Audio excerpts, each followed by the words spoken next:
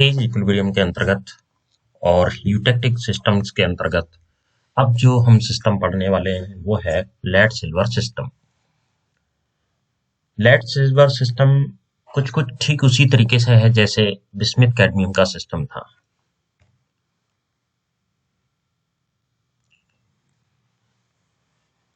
Lead silver तंत्र का प्रावस्था आरेख यहाँ हमने बनाया है और इसमें जिन मुख्य बिंदुओं का हम अध्ययन करेंगे या जिन भागों का अध्ययन करेंगे वो इस प्रकार हैं: वक्र है, क्षेत्र है और बिंदु है। तो कितने वक्र हैं, कितने क्षेत्र हैं और कितने बिंदु हैं? तो देखिए, ये संगठन एवं ताप के मध्य बनाया हुआ प्रावस्था आरेख है और लेड सिल्वर तंत्र के लिए है। अगर हम बात करें डिग्री ऑफ फ्रीडम की, तो जैसा कि मैंने बिस्मिथ कैडमियम सिस्टम में बताया था कि इन सिस्टम्स के लिए जो डिग्री ऑफ फ्रीडम निकलेंगे वो निकलेंगे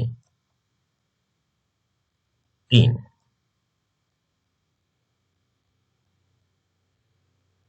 तो देखिए, हमने जैसा बताया कि ये 2 कंपोनेंट सिस्टम है और यहाँ पर अगर हम फेज 1 लेते हैं, single phase,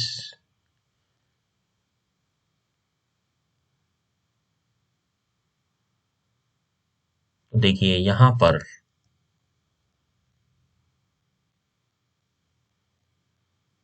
degree of freedom निकलेगी।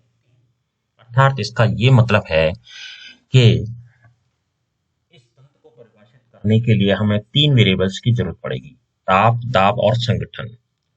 यानी कि 3 वेरिएबल्स, और 3 वेरिएबल्स को शो अप करने के लिए हमें चाहिए 3 कोऑर्डिनेट्स x, y और z। लेकिन हम चूंकि पेपर पर, स्क्रीन पर कार्य कर रहे हैं, तो ये एक 2D रिप्रेजेंटेशन है, अतः एक साथ हम 2 को ही रिप्रेजेंट करेंगे, x और y वेरिएबल इसको नहीं रिप्रेजेंट करेंगे। अतः यहाँ रिड्यूस्ड फील्ड रूल के अनुसार, जो कि मैंने पूर्व में बताया था, के अनुसार ही कार्य करेंगे 2 कंपोनेंट सिस्टम के लिए, जहां -1 का जो नियम है वह जो मैंने पहले बताया था, F is to C minus P plus 2 minus 1 के अनुसार, या हम कहें C माइनस P प्लस 1 के अनुसार जो डिग्री ऑफ फ्रीडम निकलेंगे वो निकलेंगे 2। और इससे इस डिग्री ऑफ फ्रीडम को हम इस पूरी प्रेजेंटेशन में बता सकते हैं। तो हम आगे बढ़ते हैं कि सर्वप्रथम देखिए, ये संगठन एवं ताप के मध्य बनाया हुआ आरेख है और यहां पर देखेंगे, देखिए 2 कर्व हैं, कर्व ए और से सी पहला कर्व है और कर्व बिंदु बी से लेकर के बिंदु सी तक कर्व बी सी। तो देखिए 2 कर्व हैं, पहला कर्व हमारा एसी है और दूसरा कर्व हमारा बीसी है। तो हम बात करते हैं कर्व एसी की।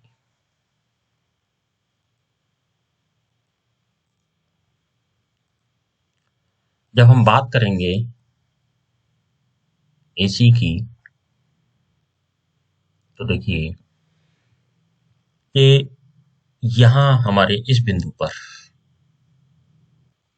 देखिए इस बिंदु पर यहां पर जो लेड है वो 100% है। जो लेड है वो 100% है, अर्थात यहाँ प्योर लेड उपस्थित है। और इस बिंदु पर सिल्वर 100% है, अर्थात प्योर सिल्वर है, इसमें किसी भी प्रकार से लेड नहीं पाया जाएगा और यहाँ पर किसी भी सिल्वर की प्रतिशत मात्रा उपस्थित नहीं होगी। तो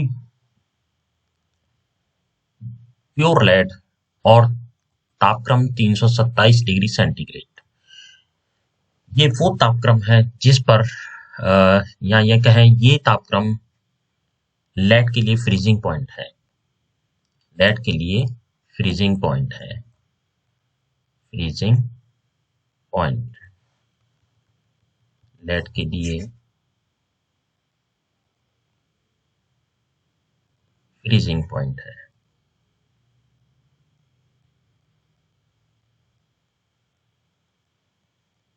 यानी कि इसके नीचे अगर हम इसे ठंडा करते हैं या इस तापक्रम के नीचे जाते हैं तो हमें लेड ठोस अवस्था में प्राप्त होगा। इसी प्रकार सिल्वर का जो हिमांक है या फ्रीजिंग पॉइंट है वो है 960 डिग्री सेंटीग्रेड। यानी कि इस तापक्रम के नीचे की ओर जो सिल्वर है वह हमें सॉलिड अवस्था में प्राप्त होगा। फ्रीजिंग पॉइंट वह पॉइंट है जहां लिक्विड एक सॉलिड में कन्वर्ट हो जाता है। तो बात करते हैं हम लेड की। लेड ए बिंदु पर 327 डिग्री सेंटीग्रेड और ये तापक्रम है इसके फ्रीजिंग पॉइंट, यानी कि यह तापक्रम इसका फ्रीजिंग पॉइंट कहलाता है। जैसे जैसे हम लेड में, यहाँ 100% लेड है, जैसे जैसे हम इधर बढ़ेंगे तो संगठन देखिए कंपोजिशन वेरी करेगा। यानी कि लेड में हम सिल्वर मिलाते जाएं तो जैसे जैसे हम लेड में सिल्वर मिलाते जाएंगे वैसे वैसे इसका गलनांक घटता चला जाएगा और घट करके एक बिंदु पर आ जाएगा जिसे हम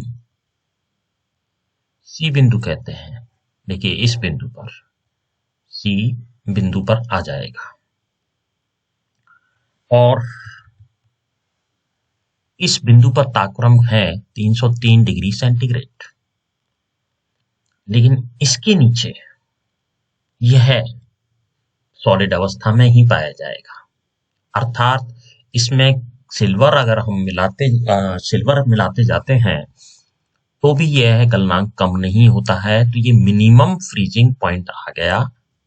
minimum freezing point, minimum freezing point. और देखिए फ्रीजिंग पॉइंट 327 डिग्री से घटकर कहां आ गया, 303 डिग्री सेंटीग्रेड पर, जो तभी संभव हुआ जब हमने लेड में क्या मिलाया, सिल्वर मिलाया। तो हम यहां देख रहे हैं कि यहां लेड सिल्वर की प्रतिशतता है 2.6%।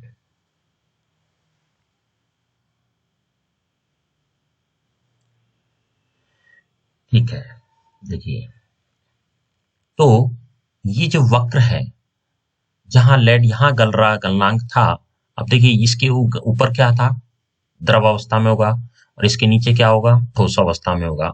तो हम जब इस लेड में सिल्वर मिलाते जाते हैं तो यह गलनांक कम होता चला जाता है, होता चला जाता है और 303 डिग्री सेंटीग्रेड पर जब हम पहुंचते हैं तो ये ठोस अवस्था में आने लग जाता है। अर्थात इसके नीचे गलन अवस्था या गलित अवस्था नहीं मिलेगी। तो ए से लेकर के सी तक का वक्र जो है लेड का गलनांक वक्र है। अब देखिए बी यहां पर यानी कि सिल्वर जो है 100% है, अर्थात प्योर अवस्था में, और 960 डिग्री सेंटीग्रेड इसका फ्रीजिंग पॉइंट है। और एक तरीके से कहें कि इस तापक्रम के ऊपर यह गलित अवस्था में, इसके नीचे ये सॉलिड अवस्था में प्राप्त होगा। लेकिन जैसे जैसे इस सिल्वर में हम लेड मिलाते जा रहे हैं वैसे वैसे इसका गलनांक कम होता जा रहा है और हम देख रहे हैं प्रतिशतता देखते देखते इस बिंदु पर जहां पर सिल्वर की प्रतिशतता रह गई सिर्फ 2.6% और बाकी आपका रहा लेड, तो इस बिंदु पर गलनांक आ गया। इस बिंदु पर आकर के गलनांक प्राप्त हुआ 303 डिग्री सेंटीग्रेड। यानी कि देखिए जहां लेड और यहां पर सिल्वर भी है, तो सिल्वर का है 2 पॉइंट और बाकी आपका 97.4 लेड है। तो ये एक कंपोजिशन फिक्स हो गया, निश्चित हो गया कि इस कंपोजिशन पर ये दोनों मेल्ट होते हैं या इन दोनों फ्रीज होते हैं एक साथ। तो ये गलते भी हैं, यानी कि इस तापक्रम के ऊपर यह मिक्सचर गलित अवस्था में चला जाएगा, इस तापक्रम के नीचे ये ठोस अवस्था में चला जाएगा। तो यह तापक्रम क्या हुआ? यूटेक्टिक टेम्परेचर, जैसा कि मैंने पिछली बार बताया था। और ये पॉइंट सी कहलाए यूटेक्टिक पॉइंट, और ये कंपोजिशन कहलाए यूटेक्टिक कंपोजिशन, यूटेक्टिक संगठन। तो हमने देख लिया बिंदु सी। बिंदु सी क्या है? Eutectic point. ये तापक्रम क्या है? Eutectic temperature. ये संगठन क्या है? Eutectic composition. तो पॉइंट सी पर हमें यूटेक्टिक मिक्सचर प्राप्त हो जाएगा। और हम अब आगे बढ़ेंगे,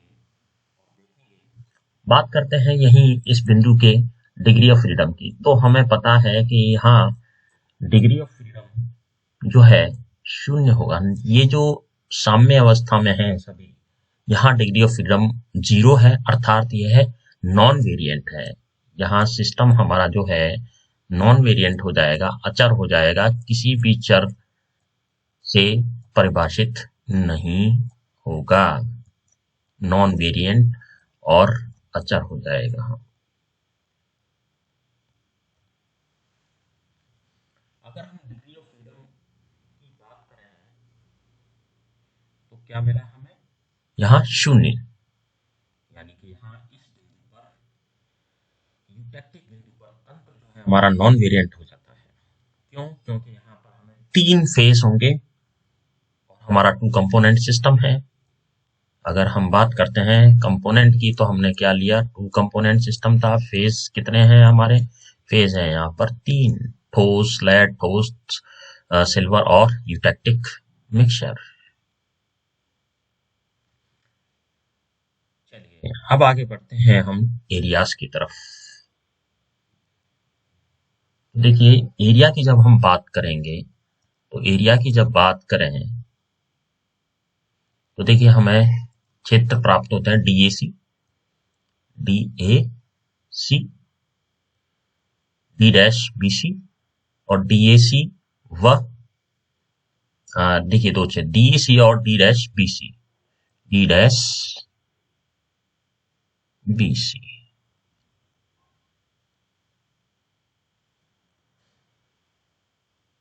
और फिर एक हमें प्राप्त होगा एरिया, एरिया अबाउ ACB क्षेत्र के ऊपर का क्षेत्र, ये वाला। और एक हमें होगा DC D', इस लाइन के नीचे वाला क्षेत्र, ये वाला क्षेत्र 1, 2, 3 और 4। तो सबसे पहले अगर हम बात करें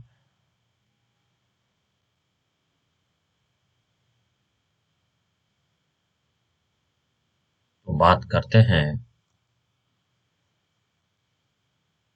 देखिए यहाँ हम पहले DAC,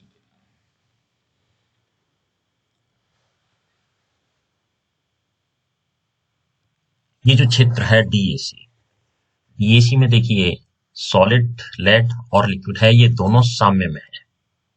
तो हम ये कह सकते हैं कि DAC में प्योर लेड लिक्विड के साथ में इक्विलिब्रियम में है, और क्षेत्र यहाँ ये वाला ठोस, सिल्वर और लिक्विड है, तो प्योर सिल्वर लिक्विड के साथ इक्विलिब्रियम में है। तो दोनों ही क्षेत्र में हम देखें कि 2 प्रावस्थाएं हैं, सॉलिड एंड लिक्विड, 2 फेजेस हैं। तो हम ये बात करते हैं कि जो इक्वेशन है उसके अनुसार यहाँ डिग्री ऑफ फ्रीडम निकलेगा हमारा 1, और ये मैंने इक्वेशन से पूर्व में निकालना आपको बता रखा है। तो देखिए यहाँ मैंने बताया था डिग्री ऑफ फ्रीडम 0 निकला है, और यहाँ डिग्री ऑफ फ्रीडम निकला है 1। तो जब डिग्री ऑफ फ्रीडम 1 निकला है, तो इसका मतलब है कि यहाँ पर हमें एक ही चर से, यानी कि एक ही वेरिएबल को अगर हम बताएं तो हम इसे डिफाइन कर सकते हैं एक ही। इसके आगे देखेंगे कैसे डिफाइन करते हैं। अब हम बात करते हैं ACB के ऊपर। यहां देखिए सिर्फ फेज कितना है? फेज है 2, सॉरी 1, क्योंकि यहाँ लिक्विड ही लिक्विड है तो फेज 1 है और यहाँ फेज 2 थे, तो यहाँ डिग्री ऑफ फ्रीडम आपका निकलेगा, यहाँ इस क्षेत्र में जो डिग्री ऑफ फ्रीडम है वो हो जाएगा degree of freedom F is equals to 2। तो सिस्टम हमारा क्या हो गया, बाइवेरिएंट हो गया। बाइवेरिएंट का मतलब है कि यहाँ इस क्षेत्र में हमें किसी बिंदु को परिभाषित करना है, बताना है, डिफाइन करना है, तो हमें दो चरों की आवश्यकता होगी, ताप और दाब, या ताप या संगठन, ये दोनों हमें बताने ही पड़ेंगे। और एक क्षेत्र है नीचे वाला, जिसे हम कहें डीसीडी के नीचे वाला क्षेत्र। तो डीसीडी के नीचे वाला क्षेत्र में देखिए, जो ये क्षेत्र है, इस क्षेत्र में देखिए कोई भी द्रव अवस्था नहीं है, क्योंकि ये फ्रीजिंग पॉइंट से नीचे का क्षेत्र है, तो ठोस पीबी प्लस यू एयू है, ठोस एजी प्लस एयू है।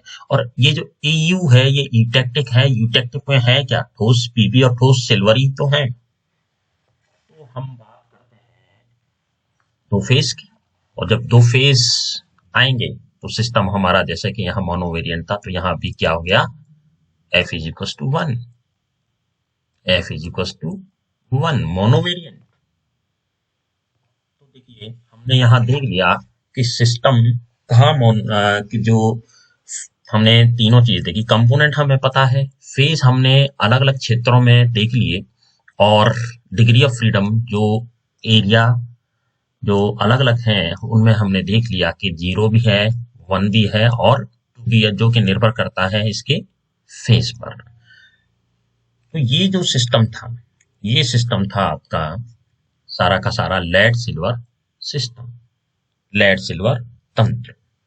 अब देखिए हमने कहा कि हमें किसी इस क्षेत्र की अगर हम बात करते हैं, जो मैंने अभी बताया था, इस क्षेत्र में किसी बिंदु को डिफाइन करना है, सपोज की कि यहाँ पर कंपोजिशन क्या होगी। तो देखिए ये एक हॉरिजेंटल लाइन खींचिए यहाँ से यहाँ तक, जो एस और टी, ये जो प्योर ब्लू लाइन है ये आपको दिखा रही है 100% सिल्वर को, तो इसका मतलब ये हुआ कि ये सॉलिड अवस्था है। और ये जो लाइन है गलनांक है, यानी कि गलित अवस्था को प्रदर्शित करती है, तो ये एक तरीके से लिक्विड अवस्था में है। देखिए यहाँ पर ये द्रव है, तो यहाँ ये सॉलिड है, यहाँ ये द्रव है, और इसके बीच की जो कनेक्टिंग लाइन है, इस लाइन को हम कहते हैं टाई लाइन, टाई लाइन। तो ये हो गई हमारी लिक्विडस लाइन, जो लिक्विड को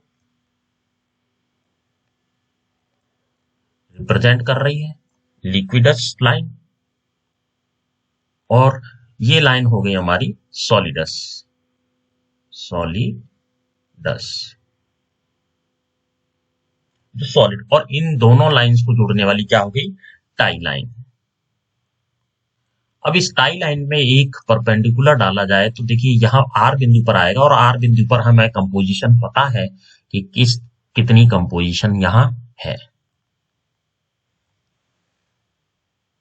अतः हमें इस मिश्रण के कंपोजिशन का पता हो जाएगा कि इस बिंदु पर क्या कंपोजिशन है इस मिश्रण की, कितना सिल्वर है और कितना लेड है। तो इस प्रकार हम इस तंत्र से जानकारी प्राप्त कर सकते हैं।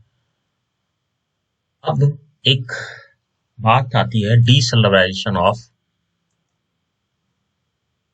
Liquid, sorry desilverization of lead. तो इसके लिए हम देखिए इसी तंत्र में हम डिफाइन करते हैं, मैं ढूंढ रहा हूं कोई मुझे ब्लैंक स्लाइड मिले, चलिए यही समझाते हैं इसी में कि डीसल्वराइजेशन ऑफ लेड का विरजतीकरण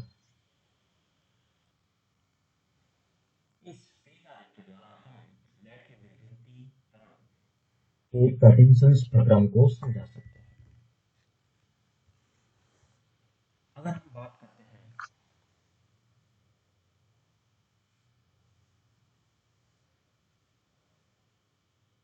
कि हाँ हमारा कोई एक बिंदु है यहाँ, जिसे हमने x से रिप्रेजेंट